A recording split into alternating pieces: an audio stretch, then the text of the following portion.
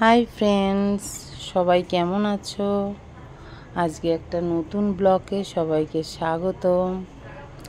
কাল ছিল আমার বাবুর জন্মদিন, 22শে এপ্রিল। বাবু 8 ইয়ার্স কমপ্লিট করলো। তো দেখো, ওর জন্মদিনে ওর বন্ধুদের ইনভাইট করা হয়েছিল, আর বাবু এখন কেক কাটবে বলে বসে পড়েছে। তো সবাই চারিদিকে ঘিরে বসে পড়েছে, বাবু কেক কাটবে। আর বাবুর কেকের ছবিটা সবাই দেখতে পাচ্ছ। কেমন হয়েছে সবাই কমেন্ট করে জানিও। বাবু তো বেজায় খুশি জন্মদিনে বন্ধুদের পেয়ে। আর সব বাচ্চারাই এই দিনটির জন্য অপেক্ষা করে থাকে।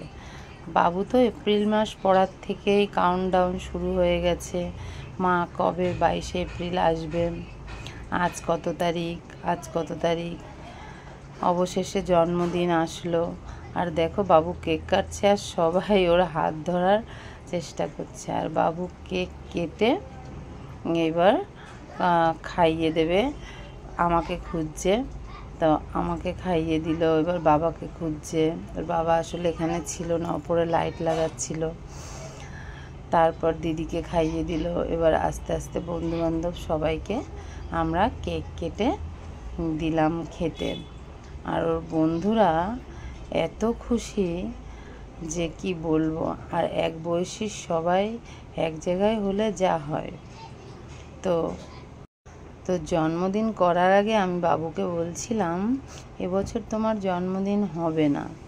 তো কি বিশাল রেগে গেছে, জন্মদিন কেন হবে না, আমার জন্মদিন করতেই হবে।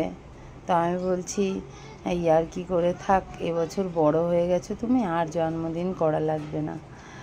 তো বলছে আমার জন্মদিন করতেই হবে, না হলে হবে না। যাই হোক, ছেলে মেয়েদের বায়না, জন্মদিন করো। ছোট করে যে বন্ধু বান্ধবকে ডেকে, যাই হোক, ওরা খুবই মজা করলো। এটা দেখেও আমাদের খুব ভালো লাগলো। আর দেখো, স্প্রে দিয়ে সব ভূত হয়ে গেছে, কে কার গায়ে স্প্রে দেবে তার জন্য ব্যস্ত হয়ে গেছে। আর দেখো, চোখে মুখে সব জায়গায় ভর্তি করে দিয়েছে স্প্রে দিয়ে। কি মজাই না করছে ওরা। এই ছোটোবেলার দিনগুলো আর কখনো ফিরে আসবে না, তাই না?